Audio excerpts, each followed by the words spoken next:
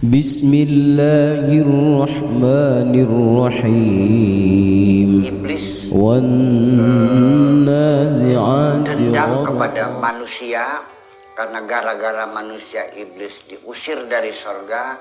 Dia mengatakan, qala fa bi'izzatika la ughwiyannahum ajmain illa ibadaka minhumul mukhlasin. Awas, bahasanya jangan salah. Illa ibadaka minhumul mukhlasin. Mananya, aku bersumpah demi kebesaranmu ya Allah, manusia akan kugoda semuanya. Tetapi ada orang-orang yang tidak mempan digoda oleh aku, yaitu minhumul mukhlasin, orang-orang yang mukhlasin. Jadi ikhlasnya sudah 100%, sudah disestempel, ya kan, dilak, yang sudah tidak bisa dipermainkan oleh setan-setan itu. Kalau kita ini mentok-mentoknya mukhlisun, belum sampai mukhlasun, itu artinya kita lagi berupaya ingin menjadi orang yang mukhlis, orang yang ikhlas, itu bedanya. Jadi artinya tetap kita selalu mudah tergoda oleh setan. Kemudian ikhlas yang dipertanyakan Bapak siapa namanya? Siapa? Rudi, Bapak Rudi. Ini Budi, Bapak Budi. Ikhlas dalam bahasa Indonesia apa ikhlas dalam bahasa Arab? Karena berbeda. Asalnya bahasa Arab, begitu pindah ke Indonesia maknanya sudah bergeser. Ya. Takwa bahasa Arab, begitu takwa bahasa Indonesia maknanya sudah bergeser. Murid bahasa Arab atau murid bahasa Indonesia. Kalau murid bahasa Indonesia itu anak-anak didik yang masih kelas SD, namanya murid. Kalau SMP SMA namanya siswa. Kalau perguruan tinggi namanya mahasiswa. Kalau di Arab, murid ini adalah siswa yang tertinggi. Gurunya namanya mursyid. Anak namanya murid. Kalau SD namanya tilmidun. Ya kan? Nah kalau mahasiswa namanya tolabah. Kalau sudah kelas tinggi S3 ke atas itu namanya al-murid, beda. Itu mananya. Maka harus kita waspadai ikhlas bahasa Arab apa ikhlas bahasa Indonesia. Kalau ikhlas bahasa Indonesia maknanya purpuran baik. Sampean ngutangin yang uang, bayar kapan? Sameng dolek.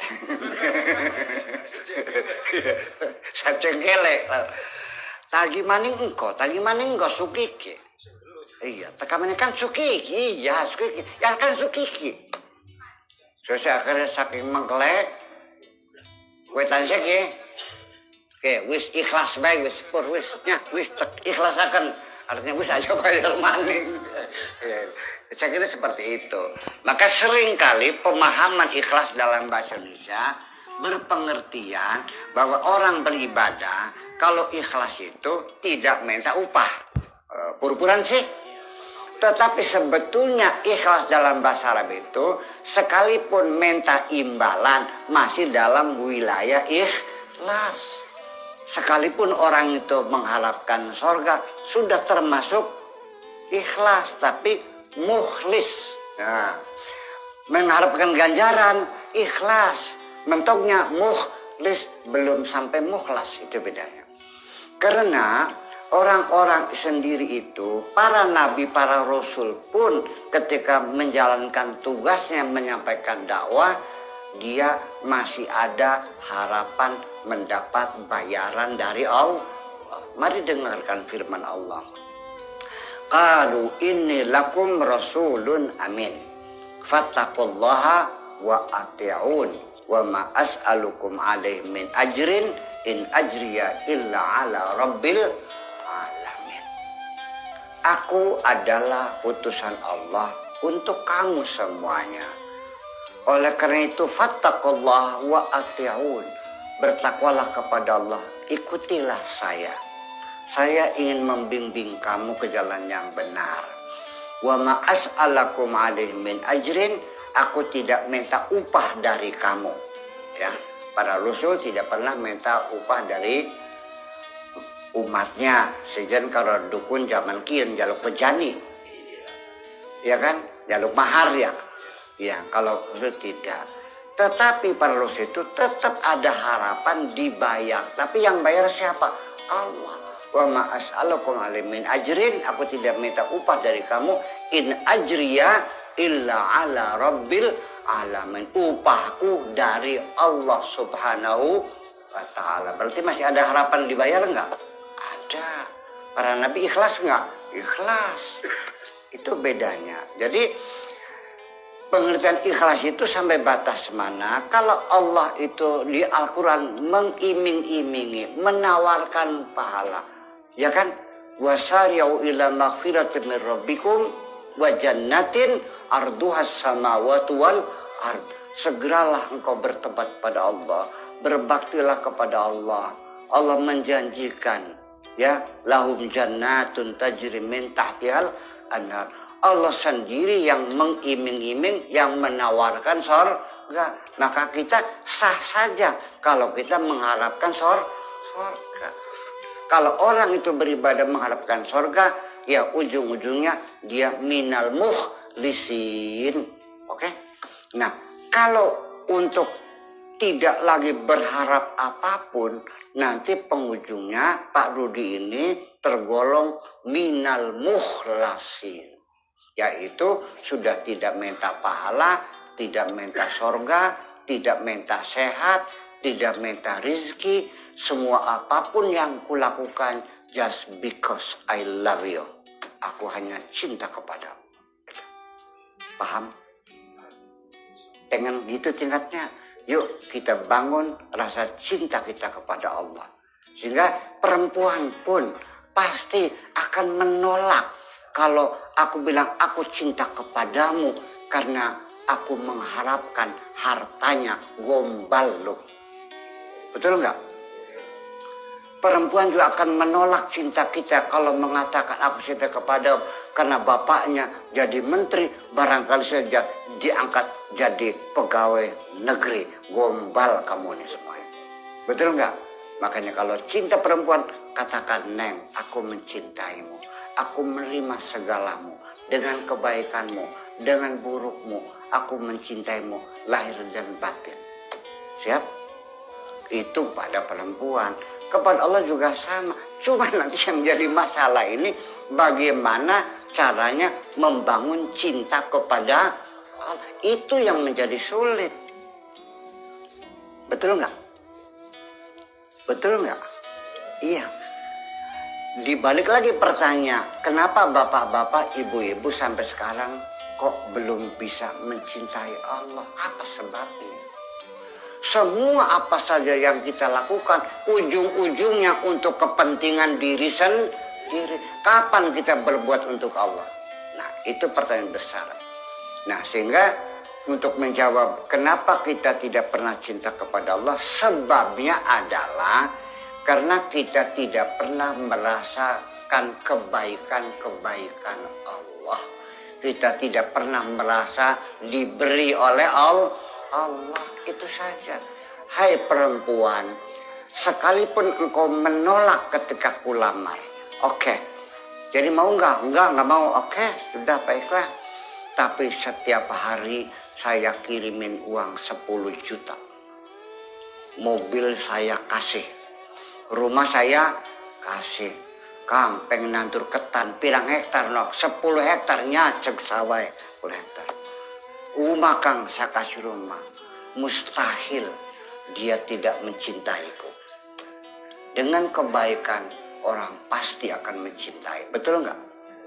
Nah, sebabnya kita tidak pernah mencintai Allah karena kita tidak pernah merasakan kebaikan Allah. Selama ini rizki yang kita dapatkan prangsane oli pegel dewek sirah prangsane. Wes paham? Paham? Yuk, mulai sekarang kita sadari bahwa apapun yang kita dapatkan, sekalipun secara syariatnya kita menanam ketan, sekalipun secara syariatnya kita berangkat ke Taiwan kerja jadi TKW, Sekalipun syariatnya kita menjadi apa saja, begitu kita menerima rezeki, katakanlah hadza min fadli rabbi, ini anugerah Tuhanku. Ya Allah, terima kasih aku dikasih rezeki. Begitu setiap kita menerima rezeki, sanjunglah Allah dan terima kasih kepada Allah. Di situ akan tumbuh rasa cinta kita kepada Allah Subhanahu wa Ta'ala. Tetapi Allah juga tidak selalu mengabulkan doamu.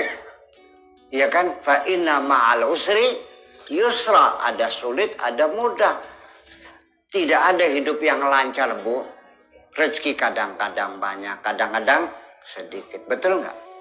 Kadang-kadang kita sakit, kadang-kadang kita sembuh. Tetapi bersyukur kepada Allah jangan hanya ketika mendapatkan uang saja. Jangan ketika mendapatkan rezeki saja. Kita bersyukur, kita memuji Allah dalam kondisi apapun. Selalu mengatakan alhamdulillah. Pisan manem, beli payu-payu laki. Ketemu karo demenan, ngejak kawin, dua laki ini demenan maning. Oleh duit akeh, oleh setitik, oleh duitnya hilang. Alhamdulillah. Nah, kalau kita sudah betul-betul mencintai Allah, kondisi apapun kita selalu memuji Allah. Nanti setelah itu, apabila kita selalu memuji Allah dalam kondisi apapun, nanti Allah akan mengatakan, wahai hambaku, apabila mulutmu selalu memujiku, maka nanti apapun yang keluar dari mulutmu pasti aku dengarkan. Disitulah di ujung lidahmu ada namanya kun fayakun. Apa yang kau ucapkan pasti terjadi. Sirah, kayak terbikin ke. Pulane wong lanang ajelok berbeda rabine sampean. Sing alhamdulillah. Sampai ketemu demenan, orang nyewot, alhamdulillah. Laki kula masih laris, alhamdulillah. Nah, kalau istri sudah seperti itu, jangan bikin perkara. Barangkali dia lupa, nyupatani, Kang, gempor sirah kayak dengan saya. Ambil ini, awas nanti tetok share. Makanya sekali lagi, tetapi bagaimana caranya kita memuji Allah itu ada petunjuk dari Allah. Makanya Allah selalu mendengar kita itu, kita baca sami Allahu liman hamidah. Allah selalu mendengarkan orang yang memujinya. Tapi bagaimana cara memuji Allah itu? Tidak boleh setengah-setengah. Tumplakkan kabeh blek. Tidak ada ruang-ruang kosong. Tidak ada tetesan-tetesan terakhir. Tumpahkan semuanya. Rabbana lakal hamdu. Ya Allah, kami selalu memujimu. Seberapa banyak kau memuji Allah? Mil'us samawati sakabekeng langit. Wa mil'ul ardi lan sakabekeng bumi. Wa mil'u ma syi'ta min syai'in ba'du lan sakabeke seberang kanan yang langit lan sakabeke seberang kanan yang bumi. Pujilah Allah selalu. Oke? Mulai hari ini jangan ada air mata terbuang-buang. Tidak perlu menyedihi yang hilang. Masih terlalu banyak nikmat Allah yang patut engkau syukuri. Amin. Wis tadi balik apa jenakin ke. Semua ada baik. Aduh, pengen nikmat terus menjaga sembunyi gitu. Jadi ujungnya pada akhirnya mah saya hanya meminta maaf barangkali ada ucapan yang kurang pantas. Dan saya berharap mudah-mudahan apa yang sampaikan bisa memberi manfaat dan kesejukan di hati kita semuanya. Amin ya rabbal alamin. Maka salang-salang moga Allah memberikan hidayah kita semuanya. Bismillahirrahmanirrahim. Rabbana auzi'na an nashkura ni'mataka allati an'amta 'alaina wa 'ala walidayna wa an na'mala salihan tardah وادخلنا برحمتك في عبادك الصالحين ربنا آتنا في الدنيا حسنة وفي الآخرة حسنة وقنا عذاب النار وصلى الله على سيدنا محمد وعلى آله وصحابته أجمعين سبحان ربك رب العزة عما يصفون وسلام على المرسلين والحمد لله رب العالمين.